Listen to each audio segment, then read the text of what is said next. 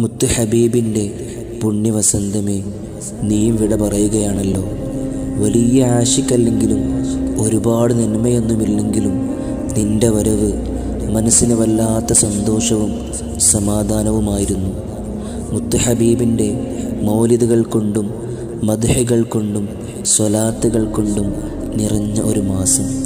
നിന്റെ പെട്ടെന്നുള്ള മടക്കം മനസ്സിനെ വല്ലാതെ വേദനിപ്പിക്കുന്നുണ്ട്. ജീവിതത്തിൽ നിന്നും എന്തോ വലിയൊരു ഭാഗ്യം നഷ്ടപ്പെടുന്നത് പോലെ. ഒരു പുണ്യ റബീഅ് വന്നിട്ട് ഒരുപാട് സ്വലാത്തുകൾ ചൊല്ലാനോ മുത്ത് ഹബീബിൻ്റെ യഥാർത്ഥ ആശിക്കാകാനോ കഴിഞ്ഞോ എന്നറിയില്ല. എങ്കിലും തങ്ങളെ, ഒരുപാട് പാപങ്ങൾ മാത്രം നിറഞ്ഞ ഈ പാപികൾക്ക് അങ്ങ് ശഫാഅത്ത് നൽകില്ലേ?